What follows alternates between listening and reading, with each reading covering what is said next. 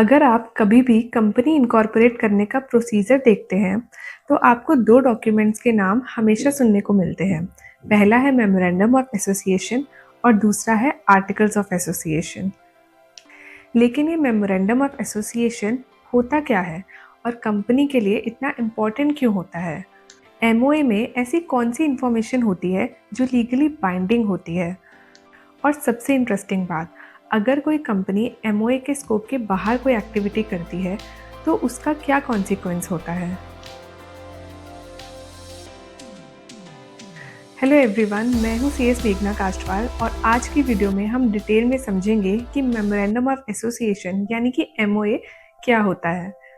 अगर आप स्टूडेंट हैं या फिर बिजनेस स्टार्ट करना चाहते हैं तो ये कंसेप्ट आपके लिए बहुत इंपॉर्टेंट है।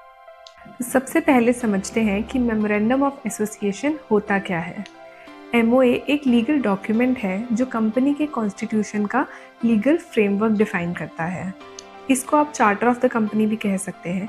ये डॉक्यूमेंट बेसिकली बताता है कंपनी का नाम क्या है, कंपनी का रजिस्टर्ड ऑफिस कहाँ पर है, कंपनी क्या काम करती है, कंपनी की लायबिलिटी कैसी है, कंपनी का कैपिटल स्ट्रक्चर क्या है। इन शॉर्ट एमओए कंपनी के आइडेंटिटी और स्कोप ऑफ एक्टिविटीज़ को डिफाइन करता है।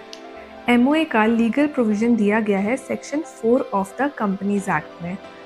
अकॉर्डिंग टू दिस प्रोविज़न हर कंपनी को इनकॉर्पोरेशन के टाइम पे एमओए प्रिपेयर करना होता है।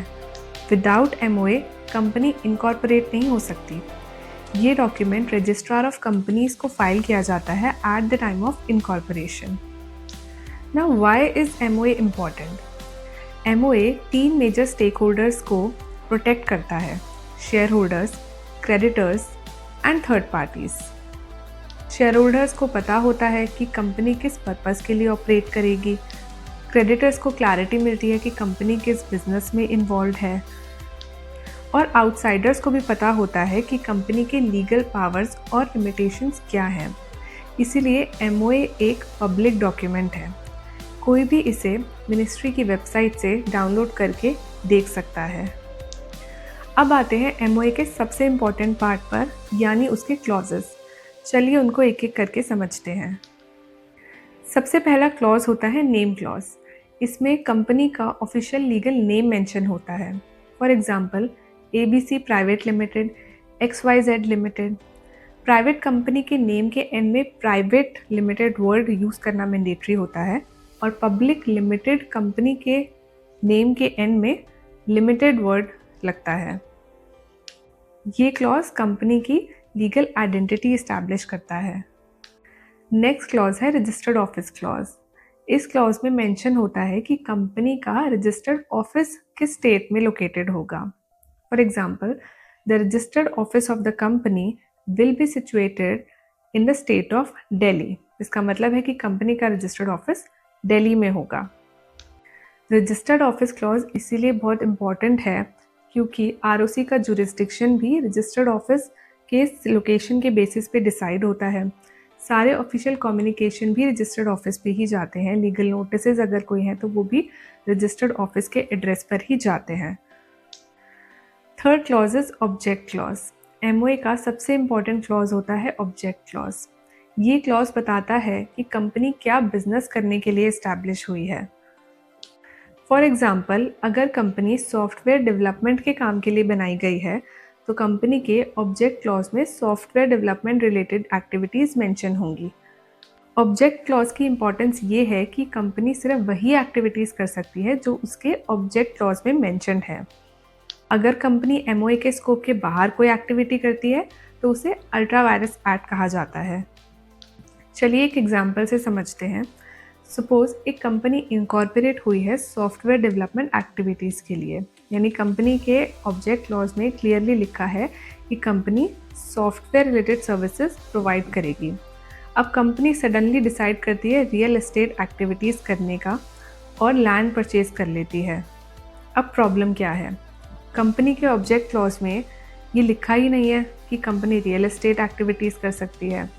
तो ऐसे एक्ट को अल्ट्रा वायरस एक्ट कहा जाता है, यानी कि एमओए के स्कोप के बाहर जाके कोई एक्टिविटी करना, और ये लीगली वॉइड हो सकते हैं। Next clause is liability clause. इस क्लॉज में बताया जाता है कि कंपनी के मेंबर्स की लायबिलिटी क्या होगी। जनरली मेंबर्स की लायबिलिटी बहुत सारे केसेस में लिमिटेड होती है। नेक्स्ट क्लॉज है कैपिटल क्लॉज।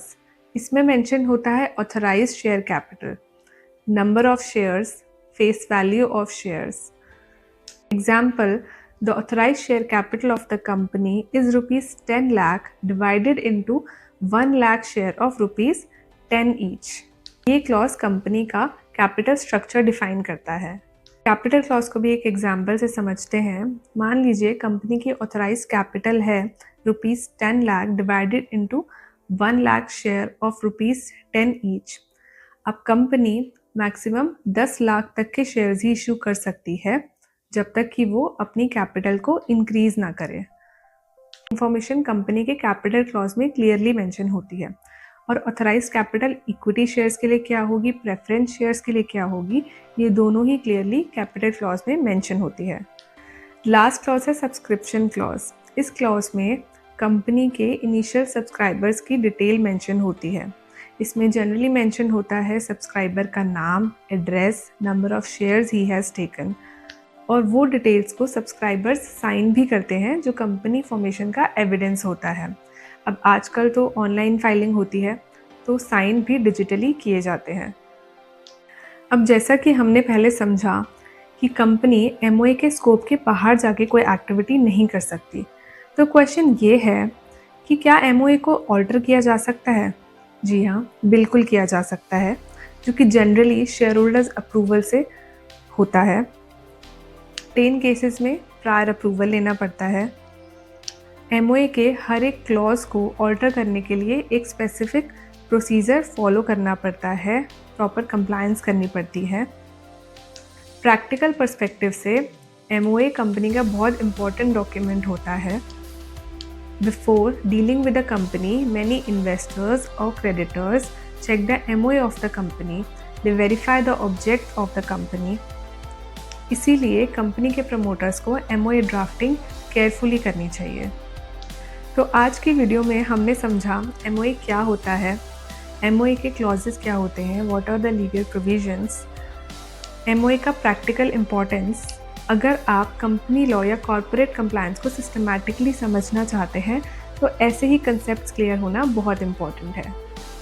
तो अगर आपको ये वीडियो हेल्पफुल लगा हो तो वीडियो को लाइक ज़रूर करें और चैनल को सब्सक्राइब करें। Thank you for watching.